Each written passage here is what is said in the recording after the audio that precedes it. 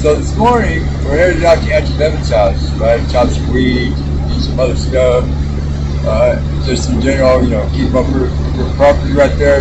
Auntie Bevan lives there by herself. Usually Gaylene's there, but Gaylene's up in, I think Urigen or somewhere with her mom for a while. Alright, so, she called last week, but we were kind of busy last week. So today is Saturday, and it's the day that I'm going out there because Teresa's home with mom, and she's had her surgery. Alright, that's the way it's gonna go. So we're headed out that way to Blue Springs right now. The little car will make it.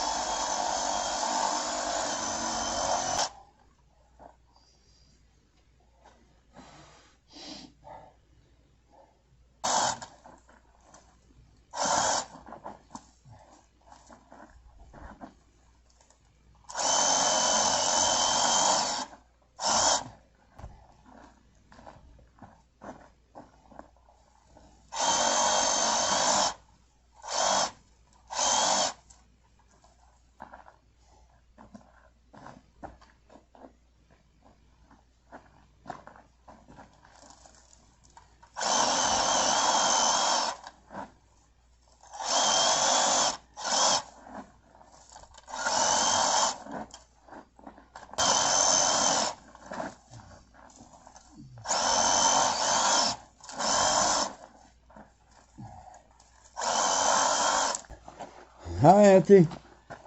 I thought you wasn't coming till Monday. No, Saturday. Some milk. Yeah. It's all good. I knew you'd be back. How you doing, Auntie? I'm doing. All right, what else you want me to chop down around here? Because this is next. Huh? Because this is next, and I got the lawnmower right there. Okay. Back out. Yes, ma'am. I'll be right here looking at that bush.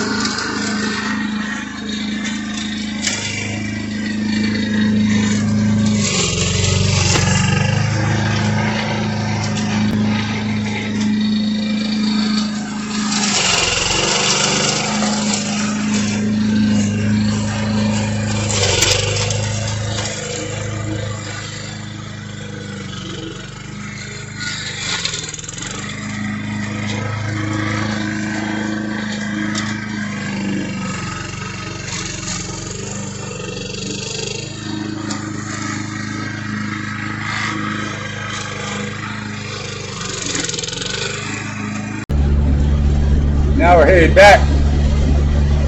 It's 24 miles.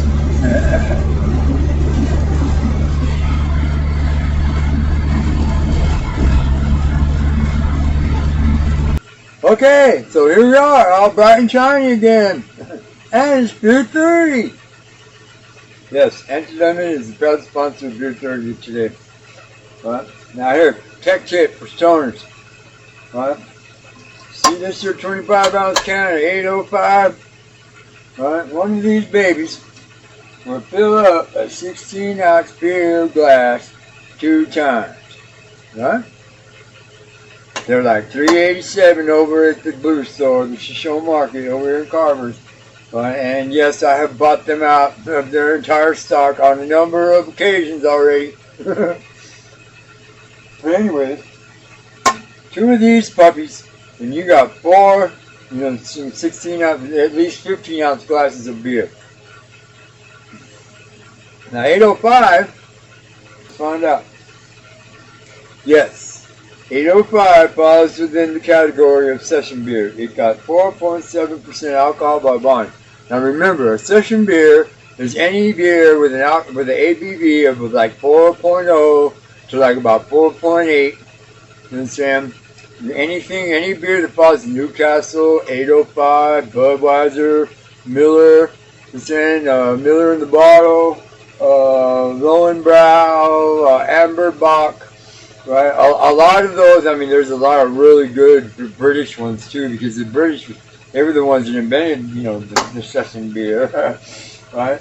But anyways, you know what I'm saying? That's 2 glasses. You know what I'm saying? That's a pretty good sized little buzz right there, for less than $4. You buy a couple, 2, 3 of them. You know what I'm saying? You got you a 6-pack right there, right? For like right around the same cost of a 6-pack, depending on where you're at, your store. You know what I'm saying? Like me, I'm out here in the boonies. I either got Carver's or the landing zone over there in Shadleyville, and they're about the same price. Right? 6-packs vary. You know what I'm saying? Like a 6-pack of Sierra Nevada Pale Ale is like $12 bucks. Right? And this is what's funny. Corona, or not Corona, Heineken is $20 a 6-pack. It's not that damn good, bro. Stella, believe it or not, Stella Artois is like around $13 and something. You're saying at either place, and it's O'Reilly's over there in Torquay. You understand? But you know what I'm saying? That's the lesson today for the beer. You know what I'm saying? This is Beer 30. Thank you, Anti-Lemon. We worked our butts off. All right, here, cheerio.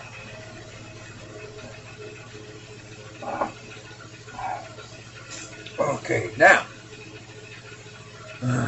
What you do out there, Brian, besides mow the weeds and, chop down stuff and other shit? Well, this is what I did, but I didn't get on video.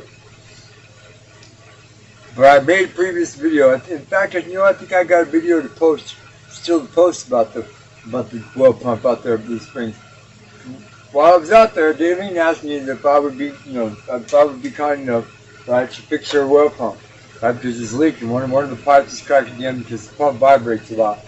It's not, actually bolted to anything. It's just like sitting on a board, right? So anyways, right. So while I was out there, I fixed the pump and set it up. I had to raise up the back end, one end of it, so I could get the right angle for the pipes, and glue it back together. And I packed a bunch of stuff around it, right? And I wrapped the pipes that come up out of the ground and go back into the ground. I wrapped them in a blanket, and get them ready for winter because in a couple of weeks, Jaylene's asked me to come back to help her with the well some more, right? And on that trip, there's 2 things I have to do, right, that are like imperative. Number 1 is I have to fix the light inside the little well box where the well pump is. And number 2 is I think is more important, is I have to fix the steps to going up onto the porch deck, right, for Auntie's trailer, because they're getting pretty wobbly, right? Auntie's a large woman and she's older than me. Right, and she needs when Daylene's not there, Auntie needs to go over to Daylene's trailer and feed her kitties and her animals and stuff. And so that's why we went out there to clean up the yard and stuff today. Well, Daylene, asked me to do something and provide me with all the materials. This, kind of person she is. This was her generous paycheck. And yeah, we're gonna pop one of these babies off right now and check me out. Anyways, now, yes, the Auntie's yard is a little bit wild, but it's been growing all summer. You know what I'm saying? I mean, remember, me and Teresa lived out there in the winter, February, March, April, right? And in May we moved over here to this camp trailer, right?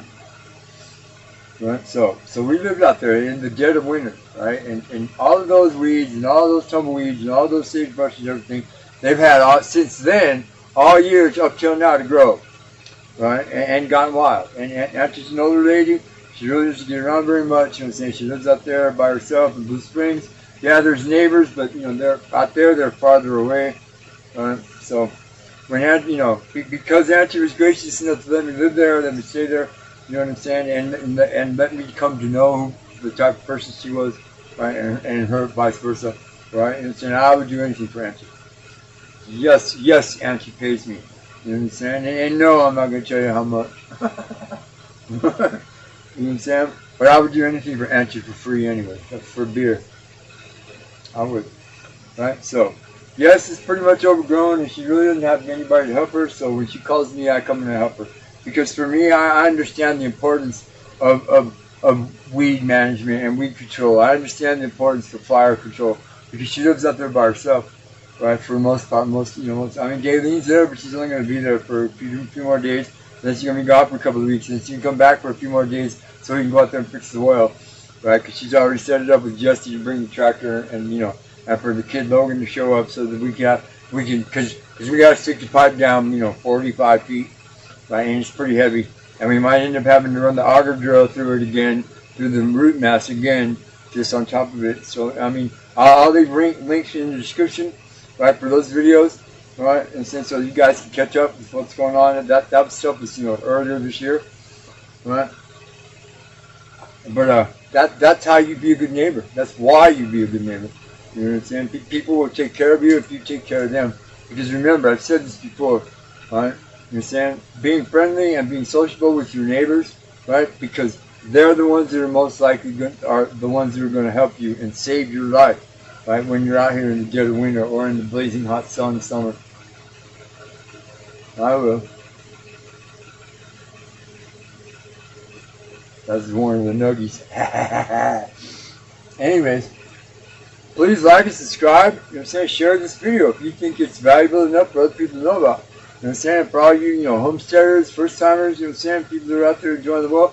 Right? Please leave a comment, you know what I'm saying, in the course of these videos because I'm, this is an experiment here, you know what I'm saying, on the production value of the videos, right? I'm progressing and I'm using some more of my tools, you know what I'm saying? I got my computer, I got my little Hackintosh, set up and it's running. I mean, I can't connect it to the internet, but I can use it.